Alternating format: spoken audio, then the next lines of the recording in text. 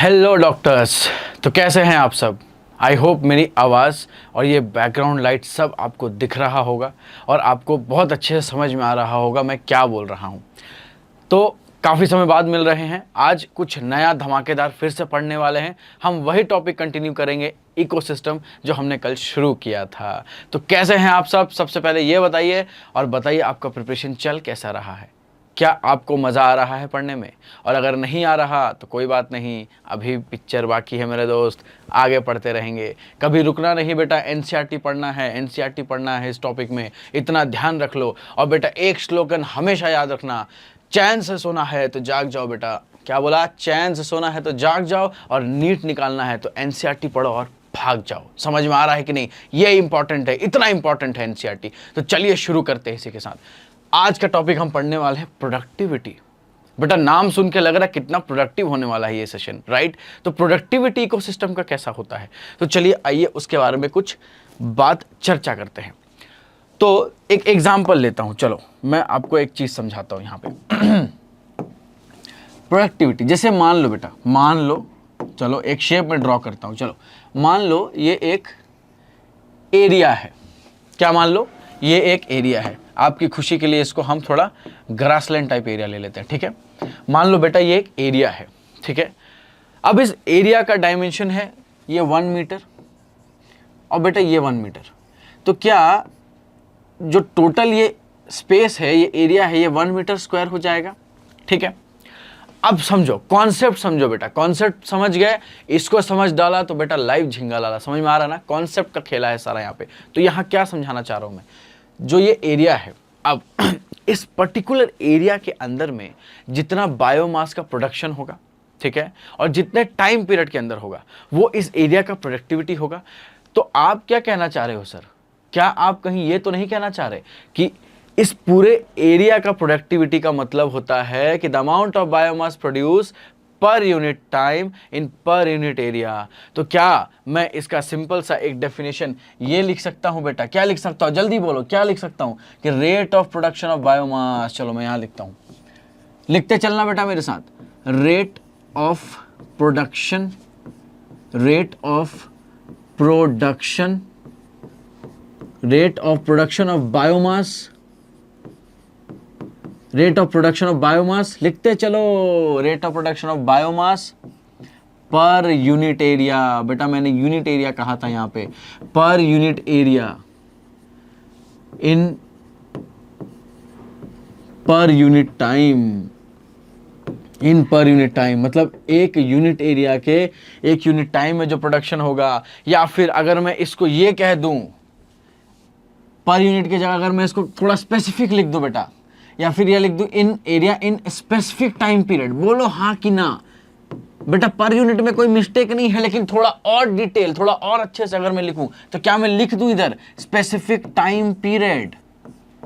Yes sir, बिल्कुल लिख सकते हैं सर, ये स्पेसिफिक टाइम पीरियड हो जाएगा। तो क्या मैं बोल सकता हूं कि rate of production of biomass in per unit area in a specific और given time period is nothing but the productivity of that area, या प्रोडक्टिविटी एज अ होल?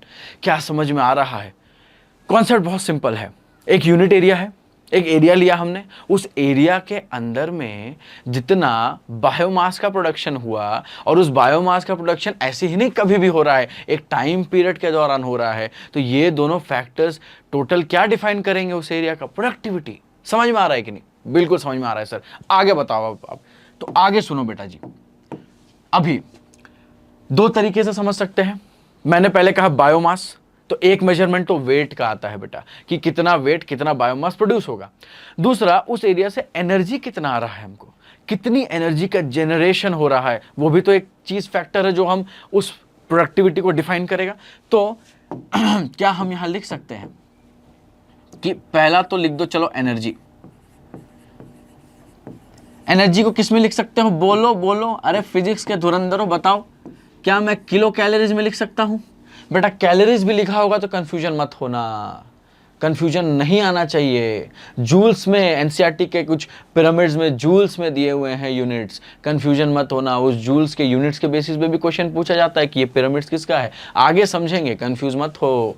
तो किलो कैलोरी पर, क्या बोला मैंने? पर यूनिट एरिया यानी metre square. देखो यूनिट एरिया की बात चल रही है, मीटर स्क्वायर पर ईयर, क्योंकि टाइम पीरियड डिफाइन हो रहा है। या फिर क्या मैं इसको ऐसा लिख दूं, क्या मैं इसको ऐसा लिख दूं, किलो कैलोरीज। क्या ये ऊपर जाएगा? अरे सिंपल मैथमेटिक्स है, इसमें कोई ज्यादा खेला नहीं है, सारा खेला तो इस कॉन्सेप्ट को समझने में है जो तुमने ध्यान से समझा है, इसलिए आगे समझो। अब अगर मान लो इधर मैंने वेट लिखा, मैं अभी बता तो रहा था बायोमास वेट में होगा बेटा, मैंने वेट लिखा। अब इस वेट को किस में लिखोगे बेटा? ग्राम में। अरे मैथ्स के होशियार बच्चों, इसको ग्राम में लिख सकते हैं? बिल्कुल सर। तो क्या मैं ग्राम per metre square per year लिख सकता हूं? हाँ, क्यों नहीं लिख सकते। और क्या मैं इसको ग्राम मीटर -2 ईयर -1, अरे बताओ, इतना मैथमेटिक्स तो यार बच्चा भी जानता है, तो तुम नहीं जानते क्या?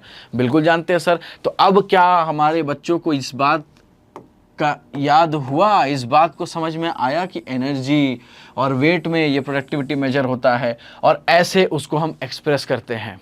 बहुत इंपॉर्टेंट है, direct question, again direct question पूछते हैं। जिसने समझा वो करेगा, जो नहीं समझा आगे तुम जोड़ लो क्या होता है। चलिए, अब ये तो हमने समझ लिया कि सर आपने प्रोडक्टिविटी तो समझा दिया, अब प्रोडक्टिविटी के बाद का आपने क्या समझाना है। तो बेटा एक मुझे सिंपल सा बात बताओ, हमने कहा था इकोसिस्टम, ठीक। अब इकोसिस्टम के समझने के लिए भी बहुत सारे अलग अलग फैक्टर्स थे। बायोटेक था, इसको अलग अलग तरीके से हमने डिवाइड किया था। तो क्या प्रोडक्टिविटी एज अ होल भी कुछ डिविजिबिलिटी रहेगा सर? क्या उसमें भी कोई दो डिफरेंसेस होंगे? हाँ होंगे बेटा, बिल्कुल होंगे। तो लेट अस अंडरस्टैंड दैट। तो productivity is basically divided into 2 types. First is primary productivity, second is secondary productivity. इतना आसान कैसे बताया सर आपने? अरे बेटा कॉन्सेप्ट ही ऐसा है, ये बहुत आसान है, तुमको मजाक में मत लेना, बहुत मजेदार है ये। प्राइमरी प्रोडक्टिविटी समझ में क्या आ रहा है? जो पहले बनाएगा प्राइमरी, पहला व्यक्ति, प से पहला, प से प्राइमरी। सेकेंडरी दूसरा व्यक्ति, यानी जो दूसरा प्रोडक्टिविटी करेगा, दूसरा उसका प्रोडक्शन होगा बायोमास का। थोड़ा समझते हैं इसके बारे में ताकि आपको कंफ्यूजन ना हो। मैं सिंपल यहां एक चीज लिखूंगा, आप एकदम क्लियर हो जाओगे बेटा। देखो प्राइमरी प्रोडक्टिविटी का क्या मतलब होता है, देखो ध्यान दो कि rate of biomass production by producers. अरे पहले कौन बनाएंगे खाना? हमेशा प्रोड्यूसर ही तो बनाएंगे। रेट ऑफ बायोमास लिखते चलेंगे, rate of biomass production, rate of biomass production by producers. अरे जो प्रोड्यूस कर रहा है पहला, याद करो, प्रोड्यूसर, कंज्यूमर, डिकम्पोजर्स। एक खाएगा, कल बताया था, एक खाएगा, पहला बनाएगा, और जो तीसरा वाला होगा वो क्या? गलाएगा। समझ में आ रहा है कॉन्सेप्ट? याद आ रहा है कुछ? भेजा खुला रखना बेटा, मजा आने वाला है। तो ये है rate of biomass production by producers.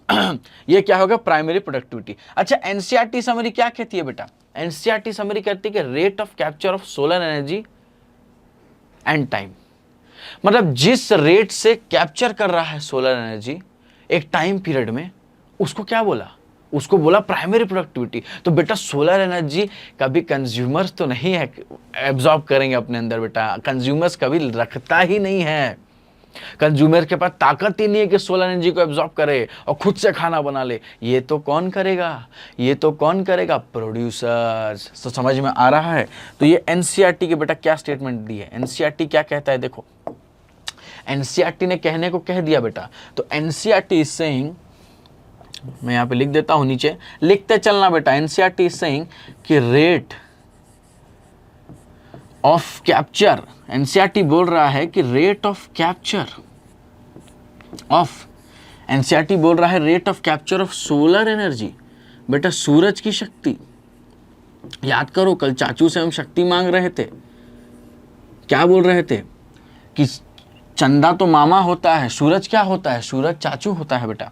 तो rate of capture of solar energy पर यूनिट एरिया एंड टाइम, पर यूनिट एरिया एंड टाइम। तो बेटा देखो, एरिया और टाइम तो हमेशा कॉमन रहा, बदला क्या?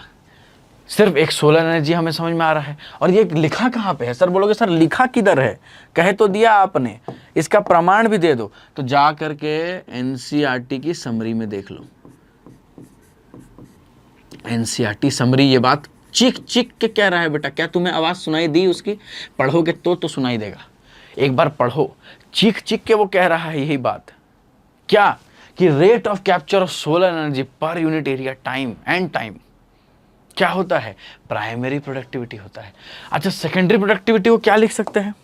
सिंपल बताओ मुझे, सेकेंडरी प्रोडक्टिविटी को क्या लिख सकते हैं? क्या मैं लिख सकता हूं एकदम simply, rate of formation of biomass by consumers? क्या कंज्यूमर्स ही तो बनाएंगे ना बेटा सेकेंडरी प्रोडक्टिविटी? मैंने क्या बोला? कंज्यूमर्स ही बनाएंगे इसको। तो क्या मैं एक मिनट बेटा, इधर थोड़ा प्रिंटिंग मिस्टेक बहुत होने लगा, इधर देखो नीचे से घसीटा जाता है। चलो, तो क्या मैं इधर लिख सकता हूं rate of biomass, rate of biomass production, rate of biomass production by, कौन करेगा? कंज्यूमर्स। ये कंज्यूमर्स करेंगे। ये कौन करेंगे? ये तो करेंगे कंज्यूमर्स। कंज्यूमर्स, ठीक है, ठीक है सर। अब ये तो मुझे समझ में आ गया कि रेट ऑफ बायोमास का जो प्रोडक्शन है वो कौन करेगा? कंज्यूमर्स करेगा। तो वो क्या हो जाएगा? Secondary productivity SP. Primary productivity क्या हो जाएगा? जो प्रोड्यूसर्स खुद प्रोड्यूस करेगा सनलाइट का यूज करते हुए पर यूनिट एरिया टाइम के अंदर, वो क्या हो जाएगा? प्राइमरी प्रोडक्टिविटी हो जाएगा उस एरिया का। समझ में आ रहा है कि नहीं आ रहा है बेटा? इतना बता दो मेरे को। समझ में आ रहा है? चलो आगे बढ़ते हैं। अभी इसको पहले रब करते हैं। आई होप लिख लिया होगा, नहीं लिखा होगा तो एक बार लिखो बेटा, पॉज करके इसको लिख लेना। मैं मिटाने जा रहा हूं बेटा। चलो ठीक है। अभी अच्छा मुझे एक बात बताओ, ये प्राइमरी सेकेंडरी प्रोडक्टिविटी तो समझ में आया, तो क्या प्राइमरी प्रोडक्टिविटी इतने से ही खत्म हो गया सर? कि प्राइमरी प्रोडक्टिविटी के बारे में कुछ और भी है? कुछ और भी बताओगे या सिर्फ इतने में ही निपटा दोगे? नहीं नहीं बेटा, और तो बहुत कुछ है बताने के लिए इस प्राइमरी प्रोडक्टिविटी के अंदर, क्योंकि ये प्राइमरी प्रोडक्टिविटी तो है जो सबको एनर्जी दे रहा है। तो कम से कम ये तो पता चले कि इसके अंदर और क्या डिविजिबिलिटी है जिससे वो एनर्जी को डिस्ट्रीब्यूट कर रहा है, या इसके अंदर कौन कौन से और डिफरेंट चीज़ें हैं, डिफरेंट प्रोडक्टिविटी टाइप्स हैं जिससे वो एनर्जी डिस्ट्रीब्यूट कर रहा है। तो चलिए आइए उसको थोड़ा समझते हैं। हेडिंग लिखिए, मैं शॉर्ट में प्राइमरी प्रोडक्टिविटी को पीपी लिख रहा हूं बेटा। PP, please pay attention. ए जोड़ लिया करो ना, इतना तो समझदार हो तुम लोग। चलो अभी देखो, प्राइमरी प्रोडक्टिविटी बेटा दो टाइप का होता है। प्राइमरी प्रोडक्टिविटी दो टाइप का होता है, एक टोटल जो उसके पास आया, और एक जो आया था उसमें से कुछ वो खाया था और कुछ उसके बाद बचाया था, जो कि दूसरे ने उसको फिर से इस्तेमाल कर लिया। समझ गए? समझ गए? ये मोटा मोटा बताया मैंने। एक तो पूरा बनाया उसने, दूसरा जो उसने थोड़ा खाया फिर दूसरे को दिया, और तीसरा तो फिर वो जो दूसरा था उसको दूसरे ने यूटिलाइज कर लिया। खैर वो फूड चेन में पढ़ेंगे, लेकिन अभी के लिए तो ये दो टाइप्स में क्या क्या डिवाइडेड है।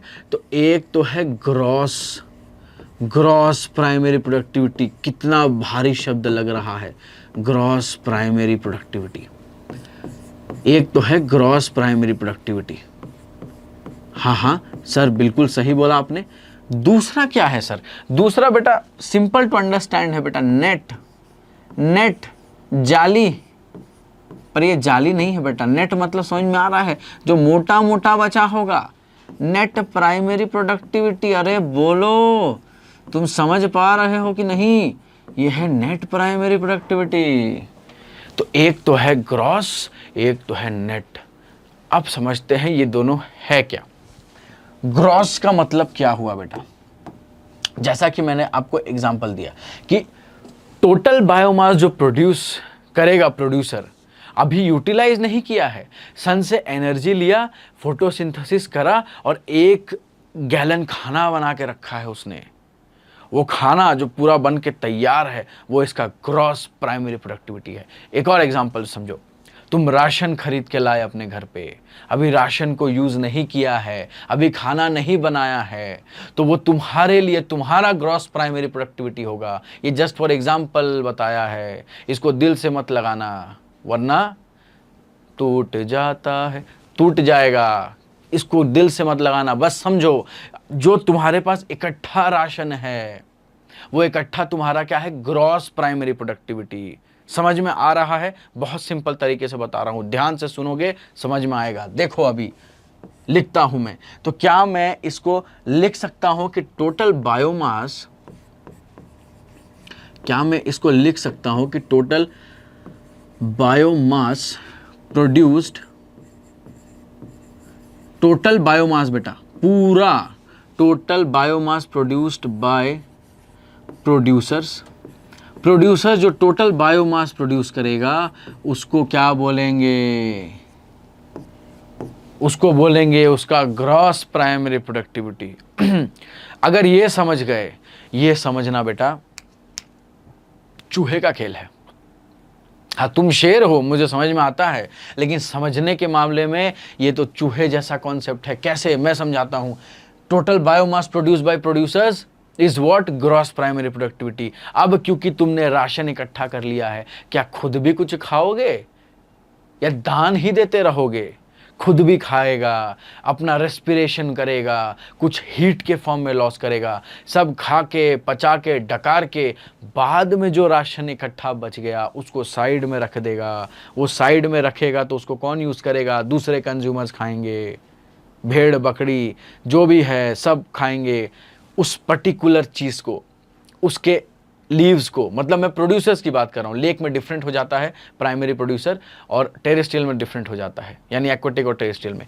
लेकिन बेटा नेट प्राइमरी प्रोडक्टिविटी को कैसे डिफाइन करते हैं, सिंपल टर्म्स में बताता हूँ, एक फॉर्मूला बताता हूँ। ये फॉर्मूला एनसीईआरटी में दिया है, ध्यान दो।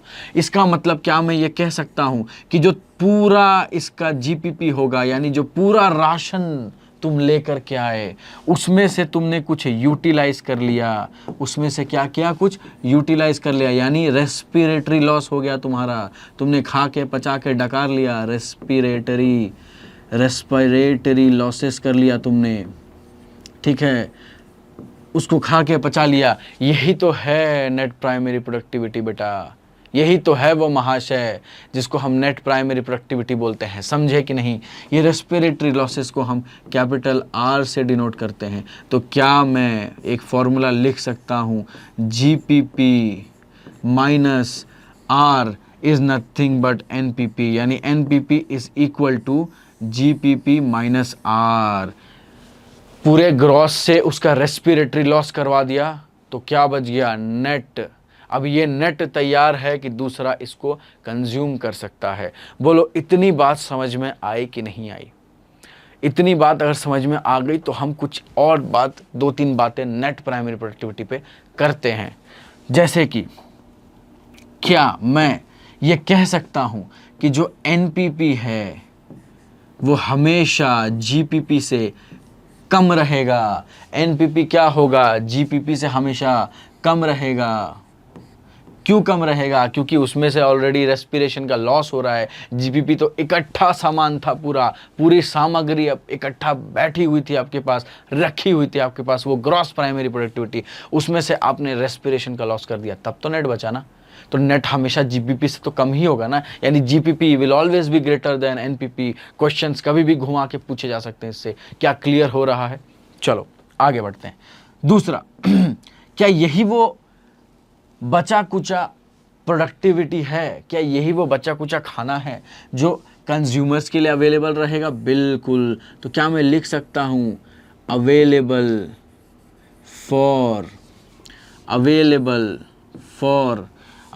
फॉर, बताओ किसके लिए अवेलेबल रहेगा? ये किसके लिए अवेलेबल रहेगा? Available for the consumers. अरे बोलो हाँ या ना, अवेलेबल फॉर कंज्यूमर्स। तो यही वो चीज़ है, यही वो एनपीपी है जो इन कंज्यूमर्स बेचारे के लिए, खाने के लिए बना रहेगा। अब बताओ समझ में आया कि नहीं आया? बहुत सिंपल कॉन्सेप्ट है। जीपीपी क्या, आपके पास पूरा सामान है, आपने यूटिलाइज नहीं किया, वो एज इट इज़ आपके पास है, वो आपका जीपीपी हो गया। यानी वो प्लांट जिसने फोटोसिंथेसिस करके खाना बनाया है और उसके पास जो खाना मटेरियल पड़ा हुआ है वो क्या है, अभी यूटिलाइज नहीं किया बेटा, किचन में खाना हंडी में बना के रख दिया है, वो हो गया उसका जीपीपी। अब उसमें से 4 चम्मच निकाल लिया अपने यूटिलाइजेशन के लिए, तो जो बच गया वो हो गया एनपीपी। वो जो निकाला वो क्या था, रेस्पिरेटरी लॉसेस बेटा। वो जो निकाला स्कूप से वो क्या था, ये रेस्पिरेटरी लॉसेस था बेटा। तो ये रेस्पिरेटरी लॉस होने के बाद जो थोड़ा सा बच गया, पौना किलो 2.5 किलो, वो क्या हो गया, वो उसका एनपीपी हो गया। और वही एनपीपी किसके लिए अवेलेबल है, जो दूसरे फर्दर कंज्यूमर्स हैं, जो उसी प्लांट को या उसी प्रोड्यूसर को खाएंगे या उस पर डिपेंडेंट है, वो एनपीपी उनका है। बोलो इतनी बात समझ में आई नहीं आई? चलो आ गई, तो अब आगे बात करते हैं एक और इंपॉर्टेंट कॉन्सेप्ट। अब बेटा एक बार क्या हुआ, मैं बहुत एक स्टोरी बताने जा रहा हूं, कृपया ध्यान से सुनिएगा, बहुत मजेदार स्टोरी है। एक बार क्या हुआ, लैंड और वाटर बेटा, टेरेस्ट्रियल एक्वेटिक आपस में लड़ रहे थे। कहा तुम तो मास्टर हो, मैंने बोला हाँ, तुम ही तो इकोलॉजी पढ़ा रहे हो सब लोगों को। मैं कहा हाँ भाई सही बात बोल रहा है ये तो, मैं ही तो इकोलॉजी पढ़ा रहा हूं, तो हमारा दुविधा रिजॉल्व करो। मैंने बोला अच्छा ठीक है, क्या दुविधा है भाई तुम्हारा? तो वो कहते हैं मुझसे, एक्वेटिक कहता देखो इस टेरेस्ट्रियल को, है तो इतू सा, करता क्या होगा ये, इसका तो कोई वैल्यू ही नहीं है। टेरेस्ट्रियल बोलता ये मुझे दिन भर डांटता है, ये एक्वेटिक जो है ना, ही इज़ वेरी बैड, बहुत बदमाश है, मेरे को दिन भर डांटता है, बोलता है तू तो छोटू, और खुद को बोलता है मैं तो मोटू, करूँ तो करूँ क्या? मैंने कहा इतनी घमंड ठीक बात नहीं बेटा एक्वेटिक। मैंने क्या कहा, बेटा एक्वेटिक इतनी घमंड ठीक बात नहीं। बोला सर कहना क्या चाहते हो आप, कहना क्या चाहते हो सर? मैंने बोला बस इतनी सी बात है कि बेटा तेरा प्रोडक्टिविटी तो लो है बेटा, when compare to terrestrial, when compare to terrestrial. Terrestrial बोला वाह, आखिरकार आपने ये पकड़ ही लिया सर, मैं थक गया लोगों को बोलते बोलते, तुम बताओ सबको कि मैं ही बहुत ज्यादा प्रोडक्टिव हूं। और असल में ये बात टेरेस्ट्रियल सच कह रहा था। तो आइए समझते हैं कि भाई वो एक्वेटिक जो इतना मोटू, इतना विशाल है, इतना ज्यादा बड़ा है अपने अर्थ में, उसकी प्रोडक्टिविटी कम क्यों है? और ये टेरेस्ट्रियल बेचारा जिसको सब छोटा समझते थे, खिलाड़ी तो बेटा यही निकला। तो आइए थोड़ा समझते हैं एक कॉन्सेप्ट जिसको बोलते हैं एनुअल ग्लोबल एनपीपी। चलिए थोड़ा समझा जाए। तो अभी बेटा क्या हुआ, आओ एक ठो गोला बनाते हैं। ये पीके वाला गोला नहीं है बेटा, ये गोला है समझदारी का गोला। चलो इसको थोड़ा रंगीन करते हैं। अब थोड़ा पानी वाला फीलिंग आया। चलो अब जैसा कि बड़े दर्द में आकर के एक्वेटिक ने मुझसे कहा कि बेटा ये जो है ये तो टेरेस्ट्रियल है, ये टेरेस्ट्रियल है। ये क्या कह रहा था कि भाई मैं तो सिर्फ और सिर्फ 30% ही हूं सर, पूरे अर्थ का 30% हूं, सिर्फ 30% में मैं फैला हूं। एक्वेटिक बहुत होशियार बन रहा था। ये तो एक्वेटिक है बेटा, ये एक्वेटिक बहुत होशियार बन रहा था। ये तो कह रहा था लेकिन सर मैं क्या कहूं मैं जो हूं सर, मैं तो यानी कि ये ओशन है, मैं तो 70% में फैला हूं sir, I am very big. और ये सब बात किसकी हो रही है? ये जो मैंने स्ट्रक्चर बताया, क्या इसको सच में कुछ लोग पीके का गोला समझ लेंगे? बेटा ये पीके का गोला नहीं है, ये अर्थ है, ये अपना ही गोलवा है जिसके बारे में बात किया जा रहा है। तो ये अर्थ है बेटा, ठीक है। अभी समझो एनुअल ग्लोबल एनपीपी क्या होता है। पहले तो हम इस मीनिंग को समझते हैं। चलो पहले लिख देते हैं, लिख करके हमें समझ में आएगा। Annual global NPP, annual global NPP. Annual का मतलब बेटा क्या ये एक साल होता है? क्या मैं बोलता हूं कि 1 एनुअल मतलब 1 ईयर, तो क्या ये एनुअली मतलब एक साल की बात कर रही है यहां पे? क्या ग्लोबल का मतलब पूरी अर्थ की बात हो रही है? पूरी अर्थ की बात हो रही है, बायोस्फीयर की बात हो रही है। और एनपीपी तो हमें पता है नेट प्राइमरी प्रोडक्टिविटी। अब कुछ लोग बड़े ही दुखी मन से आएंगे, सर आप तो जीपीपी में बात नहीं कर रहे हैं, आप तो सिर्फ एनपीपी ही कह रहे हैं सर, ऐसा क्यों? बेटा कॉमन सेंस थोड़ा सोचो। ग्लोबल प्राइमरी प्रोडक्टिविटी डायरेक्टली तो नहीं आएगी बेटा, प्लांट हमेशा देगा या जो भी प्रोड्यूसर्स है वो देंगे यूटिलाइज करने के बाद। तुम डायरेक्टली कैसे ले लोगे उनसे? रेस्पिरेटरी लॉसेस तो होते रहेंगे बेटा, इस वजह से हम एनपीपी के टर्म्स में बात कर रहे हैं। समझ में आ रहा है? चलो कॉन्सेप्ट को आगे बढ़ाया जाए और समझा जाए, ठीक है। तो मैं कह रहा था कि ये जो ग्लोबल एनपीपी है बेटा, ये कितना होता है? ये टोटल 170 बिलियन टन्स होता है। क्या टन्स होता है? 170 billion tons of organic food, पूरे ऑर्गेनिक फूड का 170 बिलियन होता है। 170 बिलियन ऑफ ऑर्गेनिक फूड, या इसको अच्छे से लिख दो, थोड़े समझदारी के साथ लिख दो, तो मैं इसको ऑर्गेनिक मैटर भी लिख देता हूं, थोड़ा पढ़ने में अच्छा लगता है तो लिख दो मैटर, ठीक है। तो 170 billion tons of organic matter का प्रोडक्शन होता है बेटा, कितना लार्ज क्वांटिटी है। लेकिन मजे की बात बताऊं, इसका घमंड टूट गया जब ये बात पता चली लोगों को। कितनी बदनामी हुई इस ओशन की, देखो इसकी ये बात जब पता चली कि बेटा इस 170 बिलियन में से तो केवल 55 बिलियन बेटा टन्स कौन दे रहा है? बिलियन टन्स कौन दे रहा है? सिर्फ और सिर्फ ओशन दे रहा है। ओनली प्रोड्यूस्ड बाय ओशंस, जो कि क्या था? जो कि 70% अर्थ को अपने कब्जे में लिया हुआ है, अपने कब्जे के अंदर किया हुआ है।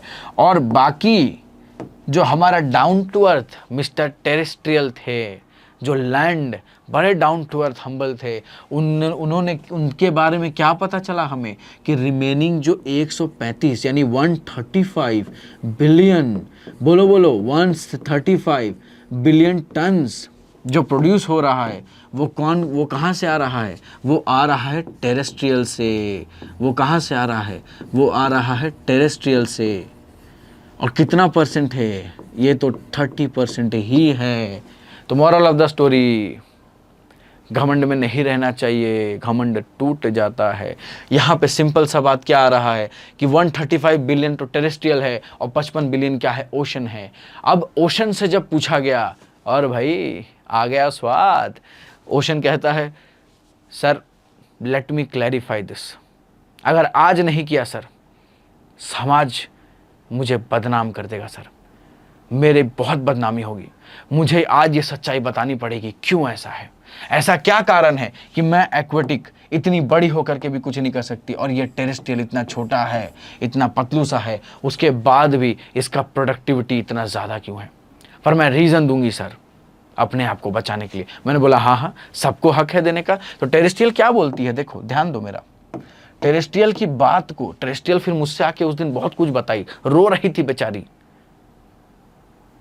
एक्वेटिक रो रही थी बेचारी, बहुत कुछ बताई कि सर ओशन जो है, मैं जो ओशन हूं, एक्वेटिक हूं सर, बहुत दुख में हूं सर, ये कारण है। आज मैं उसके बारे में आपको बताने जा रहा हूं। ध्यान से सुनना बेटा, ध्यान से देखो। क्या हमको एक चीज पता है? चलो एक नया टैब लेते हैं और समझते हैं। क्या हमको पता है कि ये सरफेस लेयर है, मान लो ये ओशन है। अब हमें पता है कि ओशन बहुत डीप है, ये ओशन का डीप वाटर है, ठीक है। कॉन्सेप्ट है बेटा, ध्यान से समझेंगे। ये ओशन का डीप वाटर है, ठीक। अब सूरज आता है तो किसी एरिया तक आता है और यहां तक आता है और उसके बाद खत्म नहीं आता है बेटा। तो सूरज कहीं तक, यहीं तक आता है। सूरज का फॉल सिर्फ कुछ एरियाज तक होता है, ठीक है। और ओशन और भी डीप है। इसको थोड़ा सा और ऊपर करते हैं, रुको, इसको थोड़ा सा और ऊपर करते हैं हम लोग अपने अंडरस्टैंडिंग के लिए। सूरज की जो लाइट है बेटा, सूरज का लाइट बहुत हद तक डाउन नहीं जाता। सूरज का लाइट बहुत हद तक डाउन नहीं जाता। सूरज सिर्फ यहीं तक आता है। सन जो है, चाचू सिर्फ एनर्जी यहीं तक भेज पाते हैं। क्यों? क्योंकि इसके नीचे पॉसिबल नहीं है कि लाइट का ट्रांसमिशन हो। तो यहाँ पे सरफेस पे कुछ जू प्लैंक्टन्स, फाइटोप्लैंक्टन्स रहेंगे। ये कुछ फाइटोप्लैंक्टन्स है बेटा सरफेस पे, ये यहाँ पे फोटोसिंथेसिस करेंगे। तो यहाँ पे सारा चीज़ बराबर फोटोसिंथेसिस, बराबर थोड़े न्यूट्रिएंट्स भी प्रेजेंट रहेंगे, न्यूट्रिशन का अवेलेबिलिटी भी रहेगा इसके अंदर, लेकिन कम रहेगा।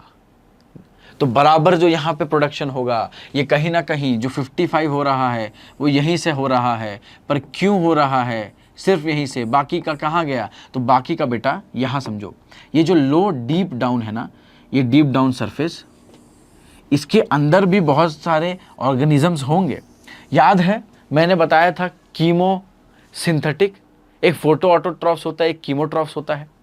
तो कीमोट्रॉफ्स क्या करते हैं? केमिकल एनर्जी का यूटिलाइजेशन ही तो करते हैं बेटा, चीज़ों को ब्रेक डाउन करने के लिए, चीज़ों को बनाने के लिए, है कि नहीं? तो केमिकल एनर्जी का यूज़ करके यहाँ पे जो डेड, जब ये फाइटोप्लैंक्टन्स मर रहे होंगे, जब कुछ फिशेस जो यहाँ पे तैर रही होंगी वो मर रही होंगी, तो मान लो कुछ यहाँ जा कर के सेडिमेंट हो जाएंगे, यहाँ जा कर के एक्यूमुलेट, डिपॉजिट हो जाएंगे। तो यहाँ पे न्यूट्रिएंट तो है, लेकिन फाइटोप्लैंक्टन्स का रीच नहीं है।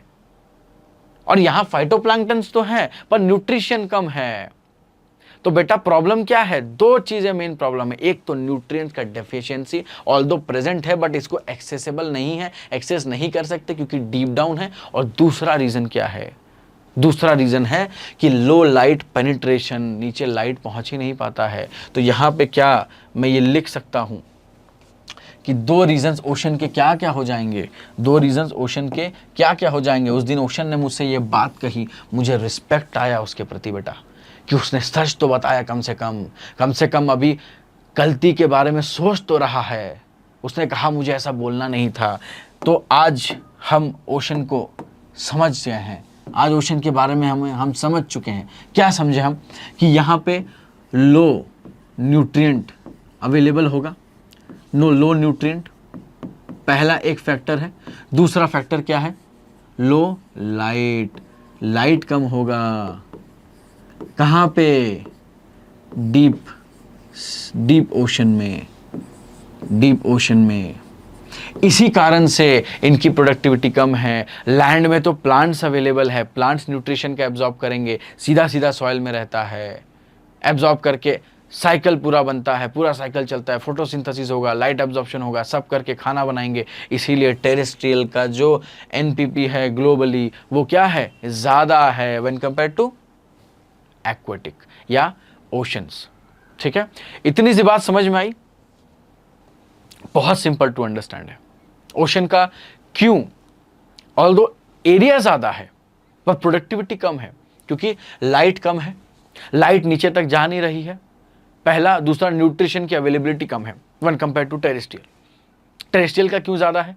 क्योंकि टेरेस्ट्रियल में ऑलरेडी न्यूट्रिएंट्स प्रेजेंट है ज़मीन पे, और डेफिशिएंसी होता है तो डेट्राइटिवोर्स यानी कि जो डिकम्पोजर्स हैं वो बराबर काम करते हैं उसमें, ताकि न्यूट्रिशन को मिक्स कर सके, डेड ऑर्गेनिक मैटर को मिक्सअप कर सके सॉइल के साथ, न्यूट्रिशन का अवेलेबिलिटी हो जाता है और बराबर से पूरा प्रोडक्टिविटी का साइकिल चलता रहता है।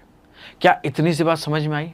क्या ये सिंपल लग रहा है या अभी भी वही मुश्किल लग रहा है? अगर लग रहा है तो एक बार और ध्यान से पढ़ना, क्योंकि ये कॉन्सेप्ट है, आता है, पूछते हैं नीट के अंदर, इंपॉर्टेंट है तुम्हारे उस पॉइंट ऑफ व्यू से, इसलिए ध्यान से पढ़ना। चलो अब कुछ चीज़ें और बात करते हैं।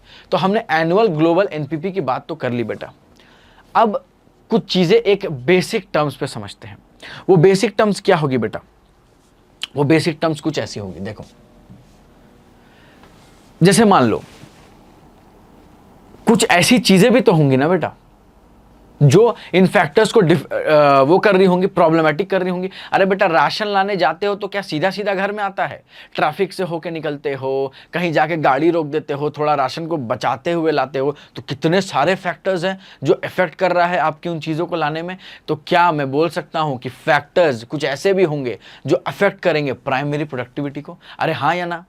ज़रूर सर, बोल सकते हैं। क्या क्या वो फैक्टर है? तो पहला फैक्टर क्या दिमाग में आ सकता है तुम्हारे? पहला फैक्टर क्या होगा? पहला फैक्टर है फोटोसिंथेटिक कैपेसिटी, क्या प्लांट फोटोसिंथेसिस कर पा रहा है कि नहीं, क्या प्लांट फोटोसिंथेसिस कैपेसिटी से, अपने कैपेसिटी से क्या प्लांट फोटोसिंथेसिस कर पा रहा है कि नहीं। तो पहला क्या हो गया, फोटोसिंथेसिस। अगर वो फोटोसिंथेसिस ही नहीं सही से कर पाएगा, क्या फ़ायदा, कुछ डैमेज होगा, कुछ प्रॉब्लम होगा जिसके कारण वो नहीं कर पा रहा है, तो इसके वजह से भी प्राइमरी प्रोडक्टिविटी पे इफेक्ट पड़ेगा। अगेन, प्राइमरी प्रोडक्टिविटी का मतलब टोटल जो खाना जमा है उसके पास, टोटल ऑर्गेनिक मैटर जो उसने बना रखा है, तो क्या वो इस पे अफेक्टिवली बना पाएगा। अगर फोटोसिंथेटिक कैपेसिटी कम है, नहीं बना पाएगा। तो ये एक फैक्टर है जो अफेक्ट कर रहा है। दूसरा, क्या मैं ये बोल सकता हूं कि सोलर का रेडिएशन, अरे बोलो, सोलर का रेडिएशन भी तो बेटा प्रॉब्लम करेगा ना, कैसे नहीं करेगा। सोलर अगर रेडिएशन, मान लो एक पत्ता है उस पे मैंने ये रख दिया, एक छांव रख दिया, मान लो, ठीक है। अब इसके वजह से क्या पेनिट्रेशन जो हो रहा था, क्या पेनिट्रेशन सोलर के रेडिएशन का हो रहा था, वो क्या अब रुक गया है? क्या कुछ पार्ट्स में ड्यू टू दिस हिंड्रेंस पैदा हो गई है?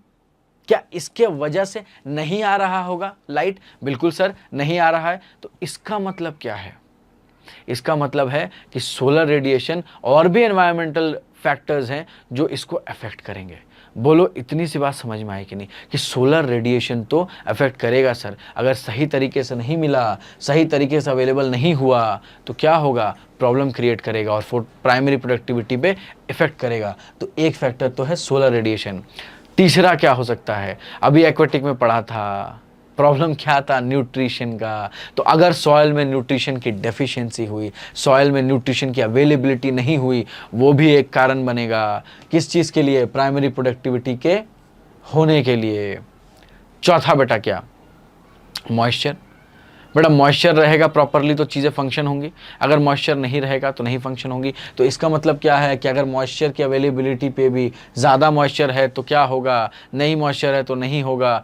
ये दोनों तरीके से मॉइस्चर की अवेलेबिलिटी इंपॉर्टेंट है, इसलिए मॉइस्चर की अवेलेबिलिटी भी एक फैक्टर होगी जो कि प्राइमरी प्रोडक्टिविटी को इफेक्ट करेगी। ठीक है। पांचवा क्या है बेटा, टेम्परेचर। अरे बेटा खुद बताओ मेरे को, हमने कल टुंड्रा के बारे में पढ़ा था टाइप्स में।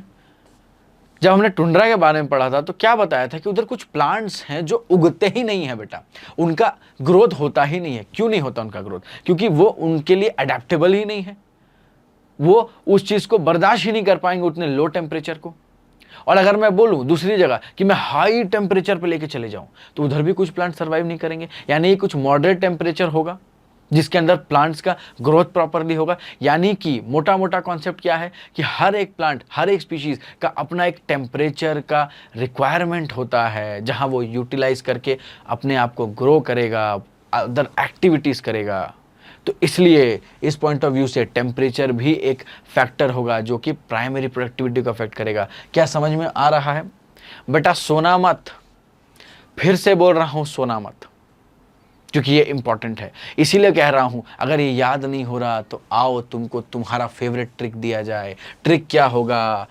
फिर से सोना मत, अब मत सोना, क्योंकि आ गया है ट्रिक, कर जाओगे नैया पार। समझ रहे हो कि नहीं अगर इसको पढ़ लिया तो? इसलिए फिर देखो, से सोना मत मतलब फोटोसिंथेटिक कैपेसिटी, सोलर रेडिएशन। याद करो मेरे साथ, पी, फिर से पी फोटोसिंथेटिक कैपेसिटी, से सोलर रेडिएशन, सोना सॉइल जिसमें न्यूट्रिशन की अवेलेबिलिटी, एम मत, मा एम से क्या, मॉइस्चर अवेलेबिलिटी, और लास्ट में मत, टी मतलब टेम्परेचर। क्या फिंगर टिप्स पे ये याद हो गए हैं आपको? नहीं हुए हैं तो रिपीट करते रहना, रिपीट करते रहना बेटा। आटा में मिला के खा जाना ताकि तुमको वो एनर्जी आए, समझ में आई है। बोलो समझ में आ रहा है कि नहीं? चलो आगे बढ़ते हैं, आगे बढ़ते हैं। अब क्योंकि हमने प्रोडक्टिविटी की बात कर ली है और अब ऑलमोस्ट हम प्रोडक्टिविटी के समापन की ओर, मतलब एंडिंग की ओर बढ़ रहे हैं बेटा। तो लास्टली हम क्या देखते हैं, हम क्या समझना चाह रहे हैं प्रोडक्टिविटी पे? और हम अब कुछ फैक्टर्स देखेंगे कि कुछ अलग अलग इकोसिस्टम में सबसे हाईएस्ट और सबसे लोएस्ट कौन होंगे। ये डायरेक्ट क्वेश्चंस पूछे जा सकते हैं और वे नीट पॉइंट ऑफ व्यू से इंपॉर्टेंट है, आते हैं। तो लेट अस सी प्रोडक्टिविटी। तो हाईएस्ट प्रोडक्टिविटी बेटा कहाँ मिलेगा?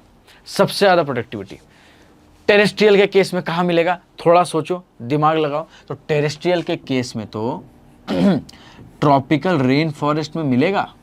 और क्यों मिलेगा ट्रॉपिकल रेन फॉरेस्ट, तुम ही लोग बता दो मेरे चतुर, तुम ही लोग बता दो। ट्रॉपिकल रेन फॉरेस्ट, अरे क्योंकि हाई बायोडाइवर्सिटी है भाई। अरे कैसा बात कर रहे हो, हाई बायोडाइवर्सिटी, इतना क्यों कंफ्यूजन है, अरे क्यों पड़े हो चक्कर में, कोई नहीं है टक्कर में, लिखते जाओ बायोडाइवर्सिटी। क्या यहाँ बात समझ में आई कि यहाँ पे तो हाई बायोडाइवर्सिटी है? बोले हाँ सर बिल्कुल सही। अब मेरे को क्या तुम बता सकते हो इस एक्वेटिक का क्या करना है, इस एक्वेटिक के अंदर किस एग्जाम्पल को रखना है? तो बेटा बहुत सिंपल है, इस एक्वेटिक में क्या हम बोल सकते हैं, कोरल रीफ्स, कोरल रीफ्स ये एक एग्जाम्पल है। और इस कोरल रीफ्स को रेन फॉरेस्ट, अगेन इसको ओशन का रेन फॉरेस्ट बोलते हैं, rain forest, rain forest of ocean. ये ऑस्ट्रेलिया के आसपास के समुद्री इलाकों में पाया जाता है। ऑस्ट्रेलिया है, इस ऑस्ट्रेलिया के एजेस पे देखना ग्रेट बैरियर रीफ है, ये स्पेस से भी दिखता है बेटा, बहुत इंटरेस्टिंग है। ये रेन फॉरेस्ट बोलते हैं, बहुत प्रोडक्टिविटी है। रेन फॉरेस्ट बोल रहे हैं तो कॉमन सेंस है बेटा, एक्वाटिक का सारे बायोडाइवर्सिटी भी इसके आसपास ही रहेंगे, इसमें रहेंगे, क्योंकि ये शेल्टर देते हैं। ये बहुत डिटेल हो जाएगा पर मैं शॉर्ट में बता रहा हूँ, कोरल रीफ्स। अच्छा मैन मेड का एग्जाम्पल क्या दे सकते हैं बेटा? मैनमेड भी तो एक इकोसिस्टम होगा ना, उसमें भी तो कुछ ऐसे होंगे जो हाई प्रोडक्टिविटी होंगे। तो मैं यहाँ पे एक एग्जांपल लिख सकता हूँ, क्या, sugar cane, sugar cane crop. Sugar cane का क्रॉप बहुत हाई प्रोडक्टिविटी देता है मैनमेड इकोसिस्टम में कंपेयर करें। क्यों? क्योंकि ये C4 प्लांट है। C3 और C4 में से सबसे ज़्यादा प्रोडक्टिव कौन होता है? C4 प्लांट्स होता है। याद करो, प्रीवियस चैप्टर्स में पढ़ा होगा। Sugar cane crop man made example C4, ठीक है, हाईएस्ट प्रोडक्टिविटी के तो ये एग्जाम्पल है। क्या तुम लीस्ट प्रोडक्टिविटी के बारे में कुछ कहना चाहोगे? क्या तुम कुछ कहना चाहोगे? अगर जवाब है हाँ तो वीडियो को पॉज करो और थोड़ा सोचो, और अगर जवाब है ना तो चलिए शुरू करते हैं। टेरेस्ट्रियल के केस में क्या होगा? डेजर्ट्स, बिल्कुल सही, डेजर्ट्स। क्यों डेजर्ट क्यों आया दिमाग में? क्योंकि सर डेजर्ट जो होता है वो तो बहुत बंजर होता है सर, आप ही तो कह रहे थे एक बार कि डेजर्ट में ना तो पानी मिलेगा, पानी भी बहुत कम है, ऑलमोस्ट ना के बराबर, और ना ही न्यूट्रिएंट मिलेगा, न्यूट्रिएंट भी कम है सॉइल के अंदर। तो सर इसका मतलब तो ये है कि ये तो लीस्ट प्रोडक्टिव हो जाएगा। बिल्कुल सही बोले बेटा, तो सॉइल न्यूट्रिएंट भी कम है, H2O भी कम है, तो डेजर्ट में ये दोनों ही कम मिलेंगे। तो क्या मैं बोल सकता हूँ कि टेरेस्ट्रियल जो होगा, टेरेस्ट्रियल में डेजर्ट जो होगा लीस्ट प्रोडक्टिव होगा? बिल्कुल बोल सकते हैं। एक्वाटिक का एग्जाम्पल थोड़ी देर पहले डिस्कस किया। अगर अब भी गेस लगाना चाहते हो तो वीडियो को पॉज करें और सोचे इसका एग्जाम्पल क्या होगा, नहीं तो हम शुरू करते हैं। देखो एक्वाटिक का एग्जाम्पल क्या लिखा था, क्या अभी हमने लिखा था डीप सी, बोला था हमने डीप सी हाइड्रोथर्मल वेंट, गर्म पानी होंगे बेटा उधर, hydrothermal, deep sea hydrothermal vent. और बेटा क्यों ये एग्जांपल में आएगा, क्या होगा, क्या कारण है? तो बेटा न्यूट्रिएंट डेफिशिएंसी, यानी मैं शॉर्ट में N2 की डेफिशिएंसी बोल सकता हूं कि न्यूट्रिशन बहुत कम है, N2 डेफिशिएंसी। और क्या मैं ये बोल सकता हूं कि लो लाइट होगा? लाइट तो बेटा इधर बहुत ज़्यादा कम होगा, अरे बोलो। तो अब हम ये चीज़ समझ चुके हैं।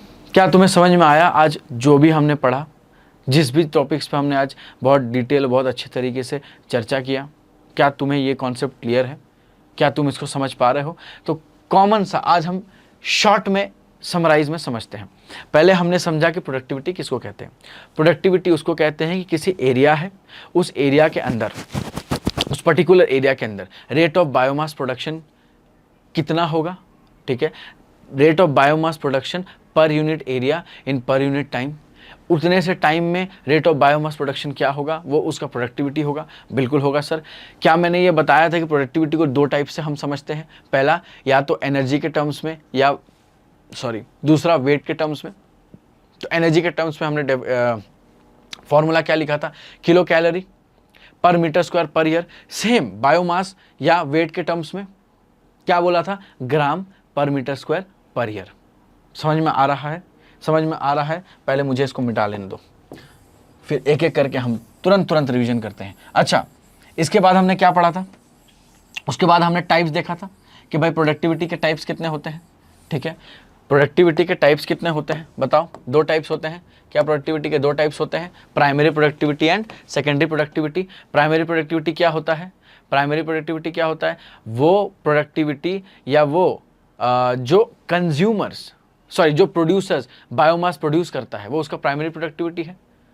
सेकेंडरी प्रोडक्टिविटी तो रेट ऑफ बायोमास जो कंज्यूमर्स प्रोड्यूस करता है। तो प्राइमरी प्रोडक्टिविटी और सेकेंडरी प्रोडक्टिविटी में अंतर क्या है, इसने बायोमास प्रोडक्शन जो प्रोड्यूसर्स ने प्रोड्यूस किया वो प्राइमरी है, और जो कंज्यूमर्स ने प्रोड्यूस किया बायोमास वो सेकेंडरी है, दूसरा है। राइट, फिर हमने क्या समझा था, हमने क्या समझा था, प्राइमरी प्रोडक्टिविटी के बारे में कुछ समझा था हमने, प्राइमरी प्रोडक्टिविटी के बारे में कुछ समझा था क्या, कि प्राइमरी प्रोडक्टिविटी भी दो तरीके से डिफाइन होती है। पहला क्या, पहला ग्रॉस प्राइमरी प्रोडक्टिविटी यानी total biomass production, total biomass production produced by producers. ठीक है, ये ग्रॉस प्राइमरी प्रोडक्टिविटी। ये नेट प्राइमरी प्रोडक्टिविटी, यानी कि ग्रॉस मतलब एग्जांपल दिया था, एक राशन है, पूरे राशन तुम्हारे पास इकट्ठा है, वो जो पूरा ऑर्गेनिक मैटर राशन जो तुम्हारे पास इकट्ठा हो गया वो तुम्हारा ग्रॉस है। उसको जब तुम यूटिलाइज कर लोगे, जब खा लोगे बेटा, रेस्पिरेशन के लिए यूज कर लोगे, तो जो बच गया वो क्या हो जाएगा, वो तुम्हारा नेट प्राइमरी प्रोडक्टिविटी हो जाएगा। इसका मतलब जीपीपी माइनस आर क्या होगा, नेट प्राइमरी प्रोडक्टिविटी होगा। यानी कि आर मतलब रेस्पिरेटरी लॉसेस। समझ में आ रहा है कि नहीं, इसका मतलब रेस्पिरेटरी लॉसेस। क्या मैंने और एक पॉइंट कही थी कि NPP will always be lesser than GPP. क्या एनपीपी हमेशा जीपीपी से कम रहेगा, बोलो हाँ कि ना। अरे इसका मतलब सीधा सीधा है, जीपीपी ज्यादा रहेगा। क्वेश्चन फ्रेम कर दिया कि NPP is not always greater than GPP. क्या स्टेटमेंट सही है, नहीं सही नहीं है। GPP is always greater than NPP. NPP greater हो ही नहीं सकता कभी, क्यों, रेस्पिरेटरी लॉसेस होता है। और क्या ये वही एनपीपी है जो अवेलेबल होगा कंज्यूमर्स के लिए, बोलो हाँ कि ना। हाँ सर बिल्कुल होगा। उसके बाद हमने क्या कॉन्सेप्ट समझा, इसके बाद हमने क्या कॉन्सेप्ट समझा, इसके बाद हमने कॉन्सेप्ट समझा annual global annual net primary productivity का। अरे बोलो, annual global net primary productivity का। क्या हमने देखा कि एक्वेटिक पूरे अर्थ के जो अर्थ जो है, जो बायोस्फीयर है, उसमें वाटर ज़्यादा है, टेरेस्ट्रियल कम पार्ट है। एक्वेटिक पार्ट ज़्यादा है, टेरेस्ट्रियल पार्ट कम है। लेकिन प्रोडक्टिविटी के मामले में टेरेस्ट्रियल थोड़ा ज़्यादा होगा, एक्वेटिक जो होगी वो कम होगी। टेरेस्ट्रियल ज़्यादा, एक्वेटिक कम। ठीक है, जो ज़्यादा है असल में वही तो बेटा कम कर रहा था, और जो कम है वही तो ज़्यादा लेके जा रहा था। इसका मतलब छोटा बच्चा जान के हमको ना समझाना रे, छोटा बच्चा समझाता इसको। तो टेरेस्ट्रियल 30% है टेरेस्ट्रियल क्या है, 30%। लेकिन प्रोडक्टिविटी तो ज़्यादा है। रीज़न क्या बताया था ओशन ने हमें ओशन ने क्या बोला था रीज़न, ओशन ने तो हमें ये कहा था कि सर प्रॉब्लम तो ये है कि मेरे अंदर नाइट्रोजन जो है सर वो डेफिशिएंट हो जाता है, और जो मेरे डीप वाले सॉइल है जहाँ पे सारा डिकम्पोजिशन, सारा माल मटेरियल पड़ा है, उन तक लाइट ही नहीं पहुँचता सर। तो प्रॉब्लम तो ये हो रहा है मेरे साथ। इसलिए जो सरफेस लेवल पे हैं, जितना प्रोडक्टिविटी आप देख रहे हो वही बना पा रहे हैं, नीचे तक तो कुछ पहुंचता ही नहीं है, या नीचे से कुछ ऊपर आता ही नहीं है। कभी कभी चीज़ें आती हैं, वो एक अलग कॉन्सेप्ट है, वो हम यहाँ नहीं पढ़ेंगे। लेकिन इन जनरल तो ऐसा नहीं होता है। इसलिए क्या कहा था हमने, 170 billion tons of organic matter पूरा एनुअल मतलब साल भर में, ग्लोबल मतलब पूरी अर्थ एनपीपी प्रोड्यूस करती है। कितना, 170 बिलियन ऑफ ऑर्गेनिक मैटर। उसमें से 55 बिलियन तो सिर्फ और सिर्फ कौन देता है, ओशन देता है। कितना कम है, लेकिन उससे सबसे ज्यादा कौन देता है, टेरेस्ट्रियल। कितना, 135 बिलियन टन्स। बोलो इतनी सी बात समझ में आ रही है कि नहीं, ये सारे कॉन्सेप्ट है बेटा। इसके बाद हमने ये सिंपल कॉन्सेप्ट समझा ओशन के बारे में, क्यों, क्या रीजन है, क्यों ऐसा होता है। अब बताओ समझ में आ रही है कि नहीं। और लास्टली हमने क्या समझा था कि फैक्टर्स क्या क्या अफेक्ट करती है। तो ध्यान से जो समझाया ट्रिक उसको याद रखो, फिर से सोना मत। यानी क्या क्या, फिर से याद करो, फोटोसिंथेटिक, फिर P, photosynthetic capacity of plant, photosynthetic capacity of plants. फिर से एस सोलर, क्या सोलर रेडिएशन अवेलेबिलिटी की, सोलर रेडिएशन का क्या अवेलेबिलिटी होगा, including other environmental factors also, दूसरे चीजें भी होंगी लेकिन सोलर रेडिएशन होगा, ठीक है।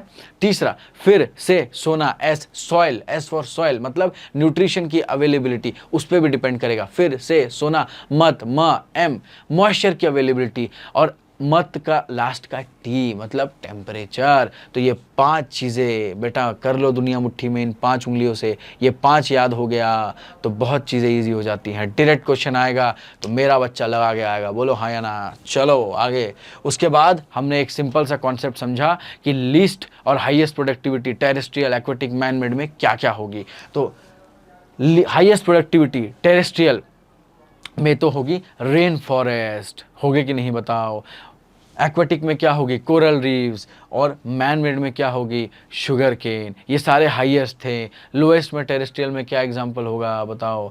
टेरेस्ट्रियल में जो लोएस्ट का एग्जांपल होगा वो होगा डेजर्ट, हमने पढ़ा था। दूसरा एग्जांपल एक्वेटिक में क्या होगा, डीप सी, जो भी पढ़ा था। तो बताओ समझ में आ रहा है कि नहीं आ रहा है, या सब ऊपर से जा रहा है। बेटा ऊपर से गया तो उसको पकड़ के वापस से लाओ, क्योंकि नीट के लिए इंपॉर्टेंट है ये। चलो थोड़े क्वेश्चंस किया जाए, ठीक है। कुछ क्वेश्चंस करेंगे अभी फटाफट से। तो पहला बोल रहा है आप खुद से वीडियो को पॉज करके इसको क्वेश्चन करने का कोशिश करो, ठीक है। खुद से एक एक क्वेश्चन को वीडियो को पॉज करके करने की कोशिश करो। मैं यहां पे करता हूं। Ecosystem can be defined as, पहला option, a group of organism that live in the same habitat. नहीं, इसको तो इकोसिस्टम नहीं बोलते हैं। The place where animals and plants live and interact.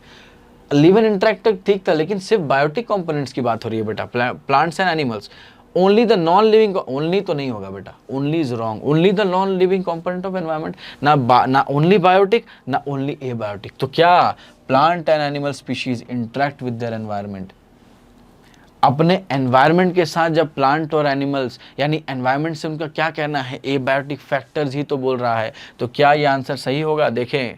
और हाँ, हमारा आंसर तो सही निकला। वाओ, आप जीतते हैं 1 करोड़ रुपए। अगला सवाल कुछ और पैसों के लिए, आइए करते हैं। क्वेश्चन क्या है, अगेन पॉज करो, पॉज करके प्रयास करो। कंपोनेंट्स ऑफ इकोसिस्टम्स आर, क्या प्रोड्यूसर और डिकम्पोजर्स हैं? नहीं। बायोटिक और एबायोटिक, सोचना पड़ेगा। माउंटेन्स एंड मिनरल्स, नहीं। प्लांट्स एंड एनिमल्स, नहीं। तो इसका मतलब क्या, कंपोनेंट्स तो सिर्फ बायोटिक और एबायोटिक है ना, क्योंकि इकोसिस्टम के बारे में पूछा है। तो इकोसिस्टम तो बायोटिक और एबायोटिक से बनता है, तो यही तो कंपोनेंट्स होंगे। क्या कहते हैं कंप्यूटर महाशय, लॉक कर दिया गया है। और ये रहा सही जवाब बेटा। वो कुछ पैसे आपको बाद में भेज दिए जाएंगे। चलो, क्या तुम्हारा भी आंसर यही था? अगर हाँ तो मुबारक हो, लेट्स गो। तीसरा, चलिए again one more question. Which of the following is the driving force for any ecosystem. इस पूरे इकोसिस्टम के लिए सबसे इंपॉर्टेंट ड्राइविंग फोर्स क्या है बेटा? क्या वाटर है? क्या पानी पी के ही पूरा चीज चलेगा? बिल्कुल नहीं। क्या एयर है? बिल्कुल नहीं। क्या सॉइल? नहीं बेटा। इंपॉर्टेंट है, लेकिन मेजर पूछा है, ड्राइविंग फोर्स पूछा है, जिसके कारण से चीजें शुरू होंगी। तो वो है बेटा सनलाइट। क्या समझ में आ रहा है? Sunlight is the right answer. Next, ये बेटा ध्यान दो, कंसिडर द फॉलोइंग स्टेटमेंट्स। तुम लोग इसमें गलती क्या करते हो पता है? क्वेश्चन हड़बड़ी से पढ़ते हो। बेटा इसको हड़बड़ी से नहीं पढ़ना है, पेशेंसली पढ़ोगे और क्वेश्चन मांग क्या रहा है उसके बारे में समझोगे, तभी आंसर कर पाओगे, वरना कोई फायदा नहीं है बेटा। सिली मिस्टेक करके आओगे, मैं अभी भी कह रहा हूँ, सिली मिस्टेक करके आओगे। तुम्हारे पास नॉलेज की कमी नहीं है बेटा, पेशेंस की कमी है। थोड़ा पेशेंस बढ़ाओ। एक बार इसको पॉज करो और खुद से क्वेश्चन को ट्राई करो। चलो पढ़ते हैं। Producers are known as transducers because they transfer solar energy into food, chemical energy. हाँ, बताया था कि नहीं कि प्रोड्यूसर्स जो है वो ट्रांसड्यूसर्स हैं, क्योंकि वो सोलर एनर्जी को केमिकल में कन्वर्ट करते हैं। हाँ सर, ये तो बताया था हमने, तो ये करेक्ट है। अच्छा, बाय द वे एक चीज और ध्यान रखना है, पूछ क्या रहा है, ये बोल रहा है कि करेक्ट बताना है बेटा। तो पहला तो सही है। दूसरा, consumers are animals that depend on other living beings on their parts for food. सही बात है, या तो उनके पार्ट्स या उन पर डिपेंड करेंगे कंज्यूमर्स फूड के लिए। ठीक, ये भी सही स्टेटमेंट है। तीसरा, decomposers are organisms that obtain nutrition by breaking down the dead remains of plants and animals. अभी डिकम्पोजर्स नहीं पढ़ाया है आपको हमने, लेकिन इतना जान लो कि डेफिनेशन तो यही है कि डिकम्पोजर्स वो लोग हैं जो न्यूट्रिशन को तोड़ेंगे डेड ऑर्गेनिक मैटर में से, चाहे प्लांट्स का हो या एनिमल्स का। तो ये भी सही है। तो क्या मेरा आंसर मोर देन 1 हो जाएगा बेटा? लेट्स सी कंप्यूटर महाशय, और कंप्यूटर महाशय ने तो सही बोला, इसका मतलब ये सही आंसर है। चलो आगे बढ़ते हैं बेटा। Okay, consider the following statements. Productivity is expressed in gram per metre square per year, ये बेटा पर मीटर स्क्वायर है, और kilo calorie per metre square per year. क्या ये सही बोल रहा है? हाँ बिल्कुल सही बोल रहा है सर, या तो ग्राम में करेंगे या तो किलो कैलोरी में करेंगे। अच्छा ठीक है। दूसरा, द अमाउंट ऑफ बायोमास और ऑर्गेनिक मैटर प्रोड्यूस्ड पर unit area over a time period in plants during photosynthesis is called primary productivity. यानी जितना amount of biomass organic matter पर यूनिट एरिया बनेगा ओवर अ टाइम पीरियड, यानी time की भी बात कर रही है, एरिया का भी बात किया जा रहा है प्लांट्स के अंदर में, और फोटोसिंथेसिस के दौरान वो प्राइमरी प्रोडक्टिविटी होगा। बिल्कुल सही। आओ तीसरा देखते हैं। उससे पहले एक बार चौथा देखते हैं जो दिख रहा है। Sugar cane have more efficiency to trap sunlight hence accumulate more PP, यानी प्राइमरी प्रोडक्टिविटी। ये भी सही है। C4 प्लांट है, ज़्यादा एब्जॉर्ब कर रहा है, ज़्यादा प्राइमरी प्रोडक्टिविटी करेगा। Primary productivity is express in terms of biomass, kilo calorie per metre square per year, और एनर्जी ग्राम per metre square per year. क्या ये सही है? नहीं, ध्यान से देखो, इधर तो पहले पूछ रहा है इनकरेक्ट। दूसरा यहाँ देखो, क्या बायोमास का यहाँ पे क्या बायोमास का यहाँ पे किलो कैलोरी लिखा है? बिल्कुल लिखा है सर। और क्या यहाँ पे एनर्जी का ग्राम लिखा है? तो क्या इसने यूनिट्स को चेंज कर दिया है? लिखा सही है लेकिन यूनिट्स गलत जगह प्लेस किया, इसका मतलब ये गलत है। तो ऑप्शन क्या है? ओनली 3, और ये सही जवाब बेटा। ओके, एक और। Highest value in gram per metre square per year of a grassland ecosystem would be. तो बेटा हाईएस्ट वैल्यू किसका होगा? क्या टर्शियरी का होगा? बिल्कुल कतई नहीं, क्योंकि ऑलरेडी लॉस कर चुका है, जो मिलेगा कम मिलेगा। सेकेंडरी का होगा? नहीं, बिल्कुल नहीं, कम मिलेगा। नेट प्राइमरी प्रोडक्टिविटी, मैंने क्या कहा था, हमेशा कम होता है। तो ग्रॉस प्राइमरी प्रोडक्टिविटी ही तो सबसे ज़्यादा होता है बेटा, कॉमन बताया था मैंने। क्या ये सही है? ये बिल्कुल सही है। अगला question, secondary productivity is rate at which new organism will be found by consumers. Second, greater than primary productivity, 5% less, इसका कोई सेंस नहीं बनता। 5% less than primary productivity, equal to gross primary productivity. Secondary productivity कभी भी इसका कोई sense नहीं बनता, 5% लेस तो होगा नहीं। Second, equal to gross primary productivity भी नहीं होगा। ग्रेटर देन प्राइमरी प्रोडक्टिविटी, बिल्कुल भी नहीं। तो क्या मतलब है? Rate at which new organic matter will be found by consumers. तो ये तो डेफिनेशन ही है बेटा, और ये सही भी है, क्योंकि सिंपल है, समझो ना। ग्रेटर देन प्राइमरी प्रोडक्टिविटी, अरे प्राइमरी प्रोडक्टिविटी से ज़्यादा कैसे हो जाएगा बेटा? Net secondary productivity primary productivity से कभी ज़्यादा नहीं हो सकती, क्योंकि सेकेंडरी में तो ऑलरेडी डिडक्ट हो के आ रहा है प्राइमरी से। बताया था GPP-R, आगे और भी क्लैरिटी आएगा। सो बेटा थैंक यू सो मच।